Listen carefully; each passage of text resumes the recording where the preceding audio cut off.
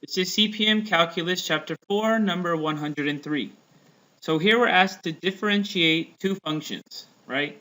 And also determine if the function is differentiable for all reals. So we know how to differentiate. Let me quickly talk about being differentiable, right? We know that a function is differentiable everywhere unless there's a cusp, right? Or places of discontinuity.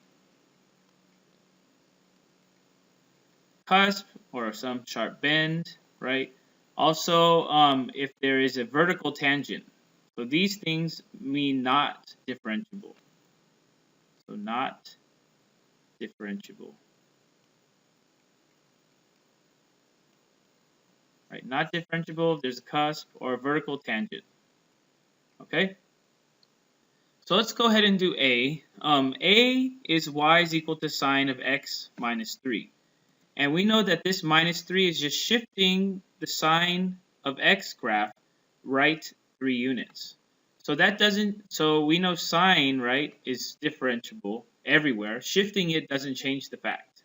So let's go ahead and differentiate this. We know that derivative of sine is cosine, right? And that is the derivative of part A. And is it differentiable for all reals? Yes. Y is differentiable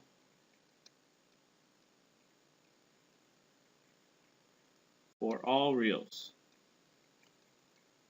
right? Because sine doesn't have any cusps or discontinuity places or vertical tangents. All right, let's move on to part B. Part B is a piecewise defined function, okay? So before we go ahead and look at is it differentiable, let's differentiate it. F prime of x we know is then, well, the derivative of 4 is 0. The derivative of negative 2x is negative 2x, or negative x squared, I said. The derivative is negative 2x, right? And we're not going to put the region here because we want to first differentiate and then talk about where it's differentiable, okay? This, we know, is going to be bring down the power, so it's 3x minus 1 to the power of 2. Plus 3 becomes 0, so these are the derivatives of each piece separately. Now looking at f of x and asking, is it differentiable everywhere? Well, we know alone these functions are, right? Alone we have the differentiated functions here. But since it's a piecewise function, we have to ask ourselves, is there a cusp at x is equal to 1, right? This place of transition from one piece to the other. What is going on? Whenever we have multiple pieces, it might not be differentiable everywhere. So one way to figure this out is to go ahead and graph it, right? We can graph Simon y equals, we can graph both pieces, 4 minus x squared. And then how do we say for x is less than 1? Well, if you use this bar right here, that's going to say when or for, and then we can say x is less than 1. So to get less than, I'm going to go to math, choose test, and go to less than number 2. Okay, so that is 4 minus x squared for x is less than 1, and x minus 1 cubed plus 3 for x is greater than or equal to 1. So to get greater than or equal, I'm going to do second math, go to 8, go to number 3, 1, right? So I'm going to graph this and kind of look at it. Oops, let me set my window to be standard, or what am I doing? Let's go back to the graph. Zoom standard first. I'm going to zoom this. So at 1 here, it transitions, right? And to the right, okay, so it looks like it's continuous, right? At x is equal to 1. This first piece is just 4 minus 1 squared is 3. The second piece, even though it's defined or this one's defined to be less than 1, I'm checking at 1 to see if it's continuous. So at x is 1 here, we have 1 minus 1 is 0, 0 plus 3 is 3. So it's continuous, and we see that it's touching. But is there a cusp or a vertical tangent there? Let's go ahead and zoom into that point. So F2, zoom in. I'm going to go up to this point here and zoom in, right? Because I want to really see what's going on at this point.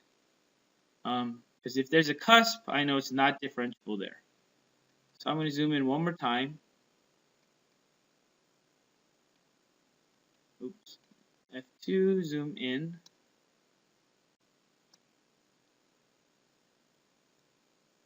So this is at x is 1, right? We have one piece and then the other. And to me, that actually looks like a cusp, right? So I'm going to say it looks like a cusp right now. So it's continuous, right? If it wasn't continuous, it would be automatically not differentiable at 1. But continuous, but looks like a cusp, Okay?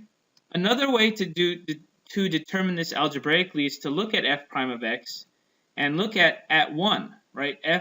So at x is equal to 1 here, we get negative 2 times 1 is negative 2. And at x equals to 1 here, right, we have 3 times 1 minus 1. Well, 1 minus 1 is 0, so we have 0. Since at 1, these are not equal, right? So at 1, we know f prime of 1 is negative 2, or f prime of 1 is 0. Since they're not equal, then we know it's not differentiable, because the derivatives are different at that point. So not differentiable at x is equal to 1. Okay? So then we need to put the boundary points. Well, this one's fine. It's x is less than 1, right? Not 1.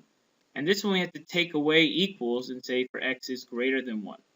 So our derivative function doesn't have the value for x is equal to 1 because our function, right,